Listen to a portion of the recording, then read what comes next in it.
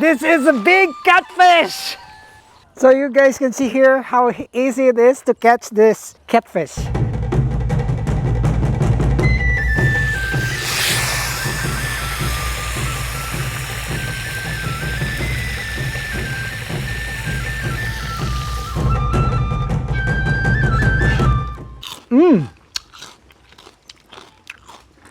So crunchy.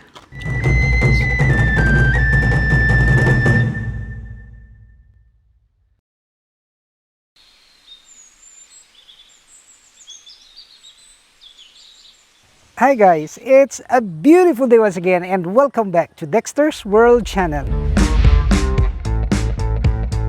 When we first started this farm, we were actually not sure of what's gonna happen because this is a land which are not used for quite some time. And this was a former rice field that we have developed, and now we were able to raise some animals here. And I'm so happy with the development because we actually have produced plenty now of the ducks.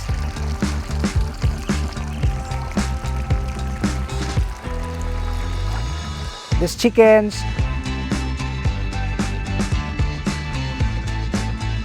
And even this geese.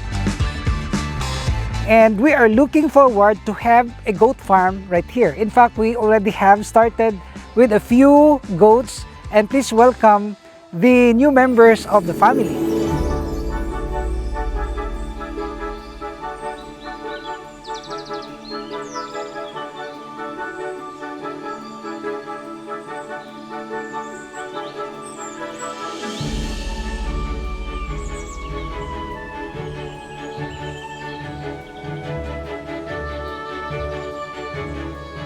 And today's video is actually focused on the catch and cook.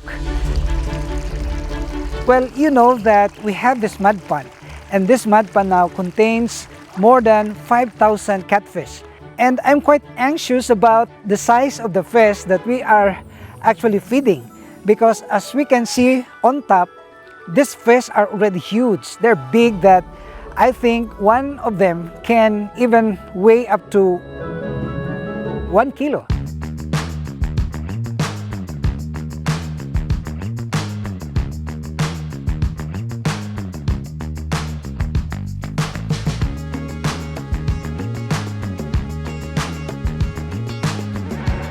Well, this morning we were too busy then, preparing this rod.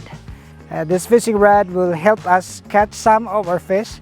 And I have here the hook that actually is big. I chose to have this size because if we will use the smaller size, they're gonna be swallowed. And we will study if this is best so that we can use this one, of course, as our way of catching them. And in the future, I will allow our visitors to come here and do the fishing activity. And of course, if they would like to buy some of our catfish, we will just weigh it and then they can bring it home. So this is one of the things that I'm looking forward to happen in this farm, to allow our visitors to do the fishing activity here. And we will try this one, and I have in mind to use the superworm as our bait. Yes, you heard it right. The superworm is the best bait that we can use for fishing. In fact, many of my friends have testified already that the superworms are really best for the fishing in the ocean. And I have tried this myself, and we will try this once more here in our mud pond. Come on, let's go, and we will get some superworms.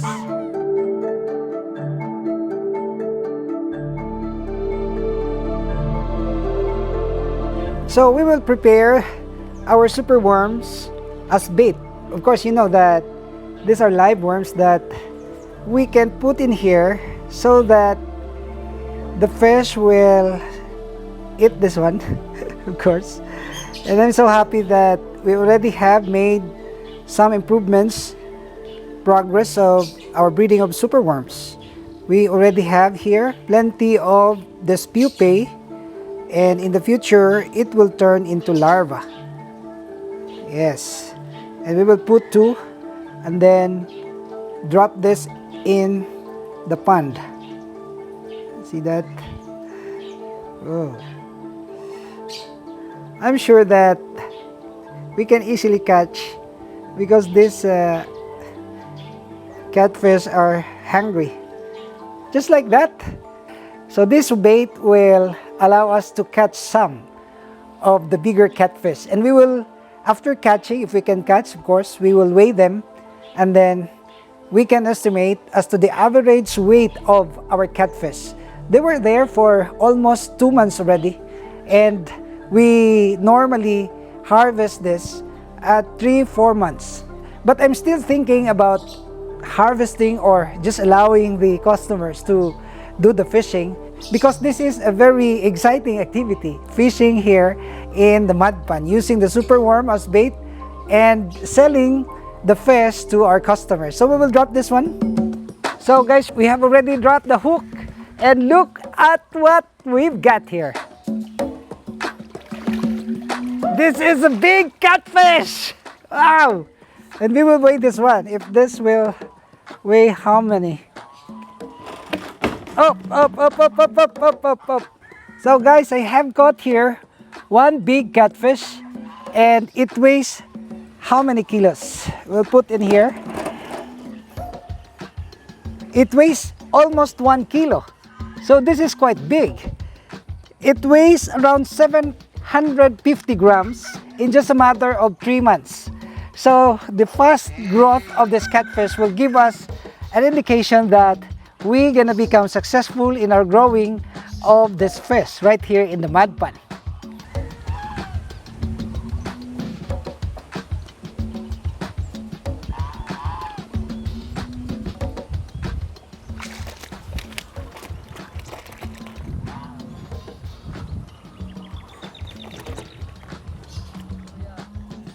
So you guys can see here how easy it is to catch this catfish.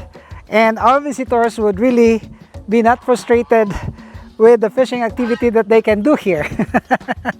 You see that?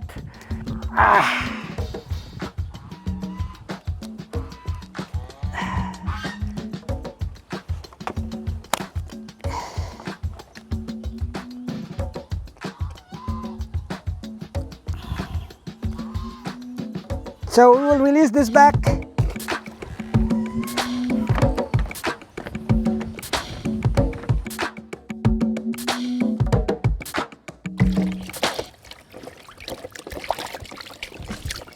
So what recipe are we going to do out of this big catfish? Well, I decided to fry this one. We can do many other recipes out of this catfish, but since we are in a hurry, of course, I'm so hungry already, we will fry this one. The best and the most quicker recipe that we can do.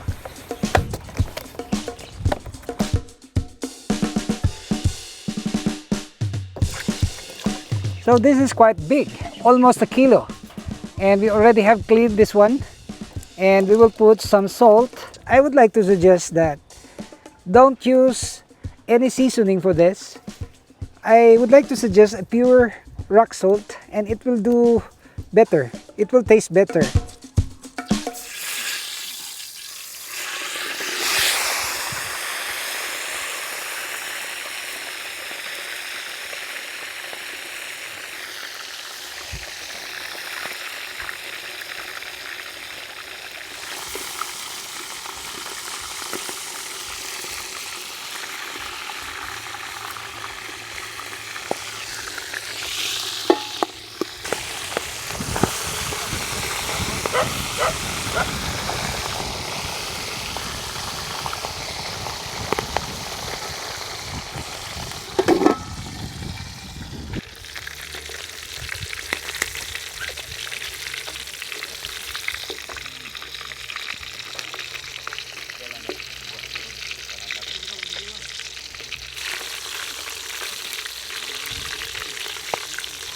So guys, we have finally cooked our this giant catfish, and we will eat this.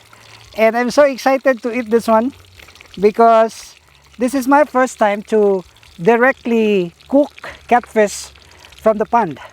I normally put that in a clean container, but this is a trial that we have to know in order to ascertain whether we can just directly eat catfish from the mud pan, then cook it directly.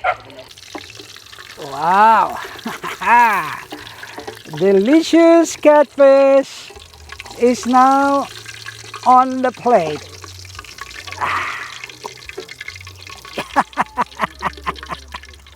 And I can wait to eating this with rice. A simple breakfast that we can avail of Dexter's World Farm. And you look at here, we already have fried this one. Wow, it looks very delicious. We have rice and we have here some toyo, silver swan, with vinegar and this chili. So we will eat this one. Mark is here and Mark will eat with me and we will do this, Mark. It's delicious.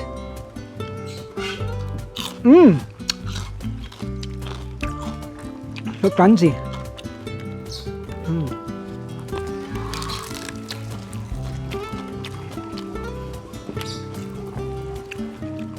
You know, this is one of the best fish that we can eat.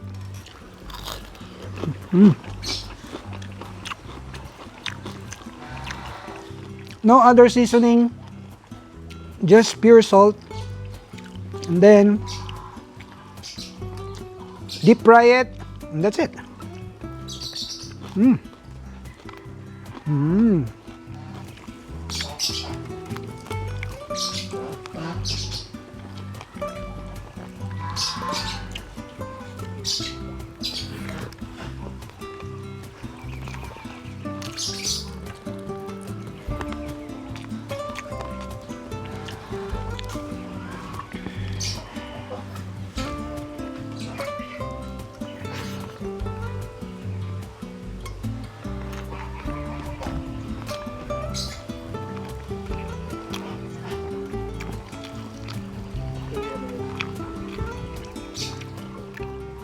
You know, you can eat catfish.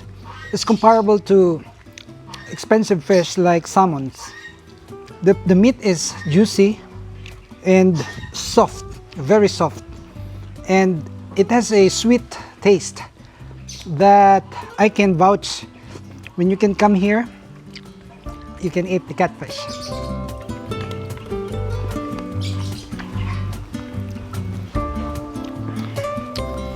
I have a very delicious breakfast out from the pond. This is a dream come true. Way back then, I hope that I can eat catfish from my backyard. And since I do not know how to breed this one, I studied a lot. With perseverance, I know how to breed it. And we were able to produce plenty of fry.